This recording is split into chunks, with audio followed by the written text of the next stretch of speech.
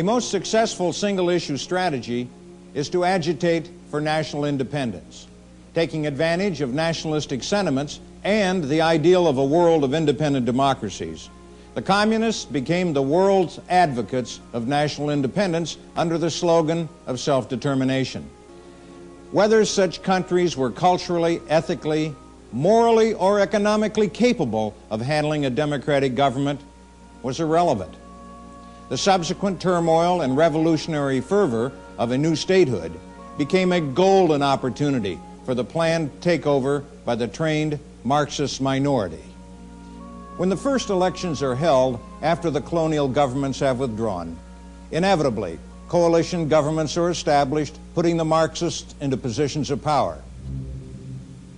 Marxist-controlled nations have enjoyed great success in gaining Western aid by projecting an image of independence from the Soviet Union. This technique is designed to advertise internal squabbles with Russia as proof of their independence. This leads the gullible West to believe there are no strong ideological or structural ties between Russian, Chinese, or other Marxist states. This is perhaps the most dangerous and insidious of all communist propaganda. Although communists have fought with each other, as the Chinese have with the Russians, these fights must be viewed as family affairs. Bloody perhaps, but family nonetheless.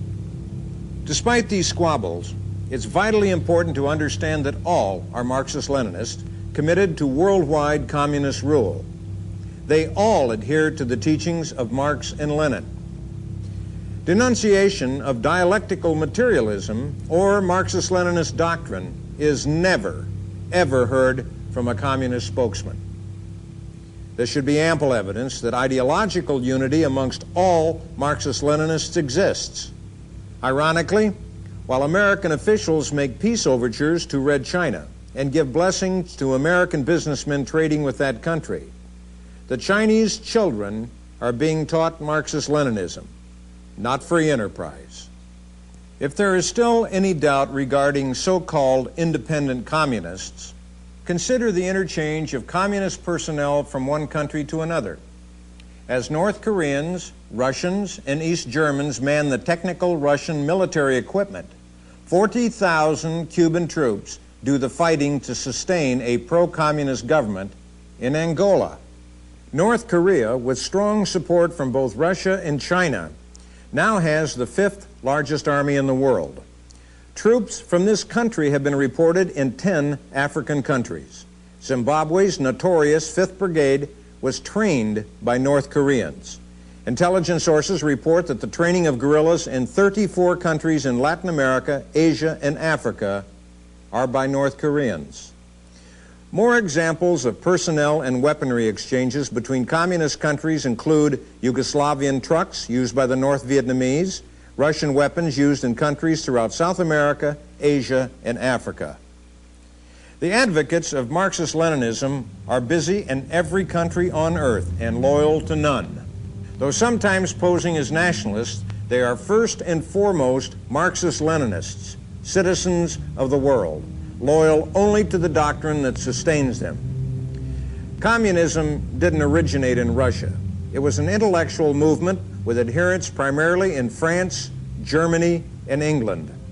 Marx was one of its earlier theoreticians. The first opportunity for communists to seize a country occurred in Russia. Lenin formulated a master plan for world conquest after the communists had consolidated bases of operations within Russia. Lenin's program was to first conquer Eastern Europe, then the masses of Asia, then circumvent the United States through Africa into South and Central America. The progress they have achieved has been frightening to behold, especially when viewed in relation to Lenin's plan and its present stage of implementation. The Russian people overthrew the Tsarist government in 1917, and Kerensky was installed as Russia's leader. Soon thereafter, Lenin and his small band of revolutionaries subverted and overthrew the Kerensky government. In 1920, the communists consolidated control over Georgia, Armenia, Azerbaijan, the Ukraine, Belarusia, and Kozak. Then in 1922, the Far East Republic and Turkestan. And in 1924, the Mongolian People's Republic. All of these countries, each with its own culture and language, were brought under the hammer and sickle.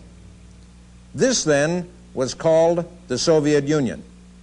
Millions resisted and millions died as the Reds consolidated their power. In 1939, forming a pact with Adolf Hitler, the Soviet armies joined with Germany in the invasion of Poland. After dividing the country with the Nazis, the Russian communists slaughtered and buried in mass graves over 10,000 Polish troops and officers in the famous Katyn Forest Massacre of 1940. Within the year, an additional 200,000 Polish soldiers were imprisoned and hundreds of thousands of Polish citizens sent to slave labor camps in continuing the communist policy of annihilating resistance.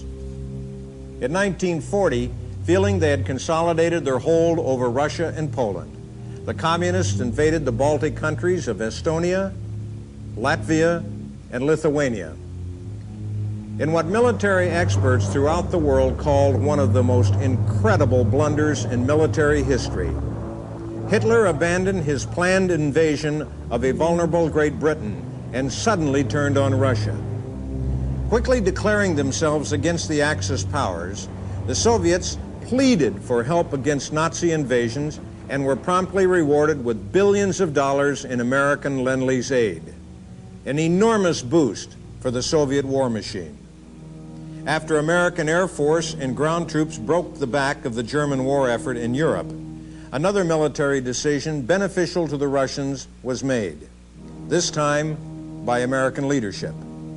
An order was issued to stop General George Patton's onrushing tank divisions from taking more territory. Regardless of the reason, the Russians were quick to take advantage of the decision by moving and occupying East Germany. When no complaints were heard, the Red Army quickly swept through and took over the rest of Eastern Europe. This action did bring objections. To settle territorial questions in Europe, Joseph Stalin, England's Winston Churchill, and American President Franklin D. Roosevelt met at Yalta in February 1945.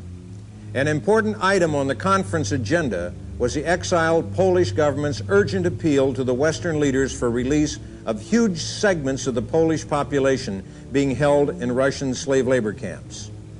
To the communists' delight, the appeal was ignored. In fact, diplomatic approval was given for Soviet control over all occupied Eastern Europe, including Poland, thereby advancing the first stage of Lenin's master plan, the conquest of Eastern Europe. An interesting footnote to the Yalta Conference. A few years later, it was learned that Roosevelt's key advisor, Alger Hiss, was a communist agent. Distressed by the shocking decision to leave Poland under communist rule, America's ambassador to Poland, the distinguished Arthur Bliss Lane, resigned in disgust to publicly record the communist brutalizing of that country and the shameful diplomatic concessions made to the Soviet Union at the Yalta Conference. In his book, I Saw Poland Betrayed, Ambassador Lane stated, "Our policy of appeasement towards Soviet Russia undoubtedly emboldened Stalin to go ahead with his plan for the complete domination of Poland, as with all other countries of Eastern Europe." In the 4 years following World War II, the Communists established solid control over the Eastern European countries of Albania, Bulgaria, and Yugoslavia in 1946, Romania in 1947, Czechoslovakia in 1948, Hungary and East Germany in 1949. Between 1949 and 1961, nearly 3 million Eastern Europeans fled the communist dictators in their homelands through Germany into West Berlin.